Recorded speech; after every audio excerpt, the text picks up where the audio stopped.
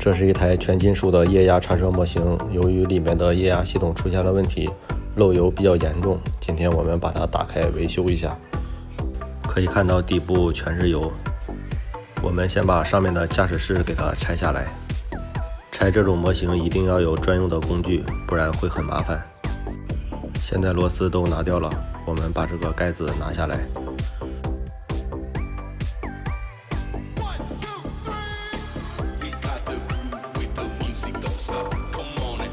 接下来要继续拆后面的这部分。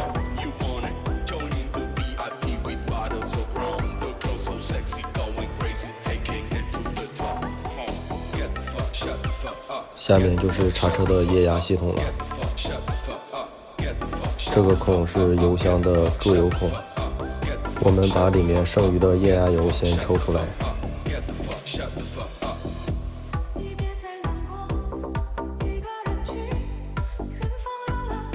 接下来要把前面2个轮胎拆掉，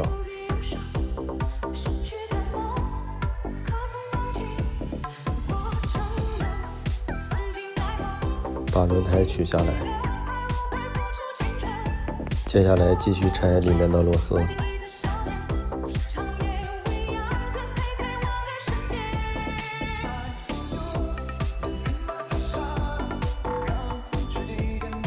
接下来拆车底这一部分螺丝。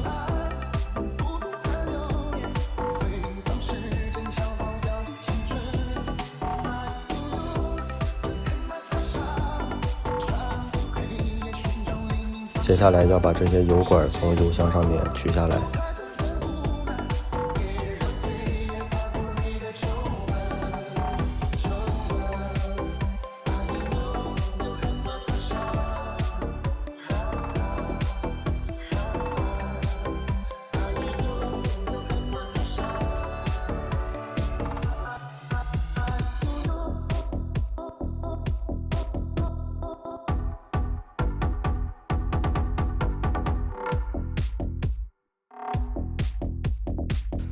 这是原有的油箱，漏油已经非常严重了，我们决定换一个新的油箱。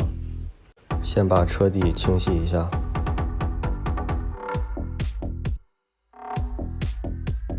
给车子通上电，把油路里面剩余的液压油也给它排出来。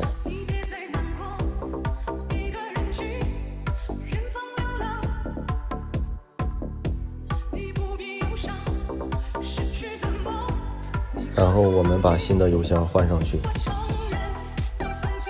油箱装好之后，我们接下来把这些油管再装到油箱上。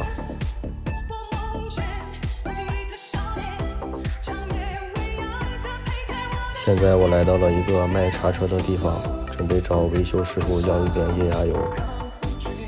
搞好了，这么多就够了。我们把液压油加到油箱里面，